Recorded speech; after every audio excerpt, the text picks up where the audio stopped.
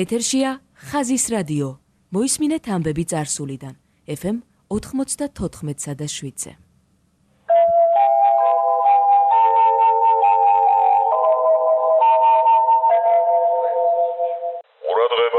ყურადღება.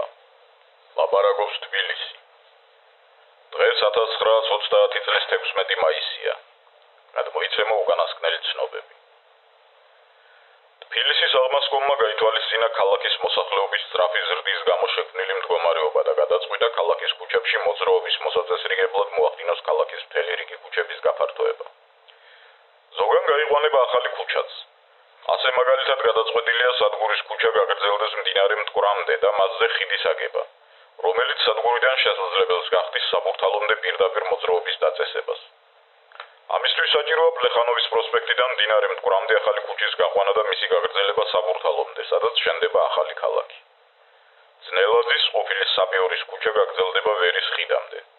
ზედ გაყვანილი იქნება ტრამვაი, რაც შესანიშნავად განტვირთავს რუსთაველის პროსპექტს და ნაწილობრივ ლენინის ქუჩას. გულში ბრწყინვალედ ჩაიარა ტირიფონის არხის პირველმა გამოცდამ. დილით გაშვებული იქნა წყალი პატარა ლიახვიდან და მაგისტრალურ არხში, სადაც წყალი დაუბრკოლებლად მივიდა სოფელ მეჯვრისხევში. ხვალ გაგრძელდება არხის ამუბნის გამოცდა. ამხანაგმა ბორის ტიმოთეზე სვანმა გამოიგონა ახალი საშუალება სააგიტაციო ლიტერატურის გასასროლად შორმანძილზე. დიდი ხნის ცდების შემდეგ იგი მივიდა დასკვნამდე, რომ ცეცხლსასროლი იარაღი თოფი შეიძლება ფართედ იქნას გამოყენებული ამ მიზნისთვის. თოფის სრულის წინა ნაწილზე მაგრდება ცილინდრი, რომელზეც მიმაგრებულია ლიტერატურა. გასროლისას ლულიდან გამოსული ჰაერი ცილინდრს აჩორებს ლულას, ხოლო შემდეგ ცილინდრს ეწევა ტყვია, რომელსაც თან მიაქვს იგი. ცდებმა დაამტკიცა, რომ ამ საშუალების გამოყენება მიზანშეწონილია სააგიტაციო ლიტერატურის გასავრცელებლად.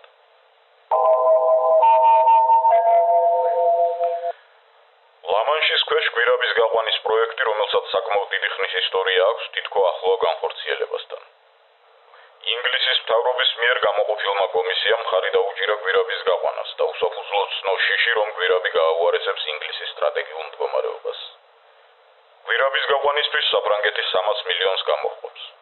პირველ რიგში შეუდგებიან საცდელი გვირაბის თხრას, რომლის დიამეტრი იქნება 3 მეტრი და მისი გათხრა დასჭდება 50 მილიონი. მუშაობას მოუნდება 2.5 წელი. მერე დაიწყება მუშაობა მთავარი გვირაბის გასათხრელად, რომლის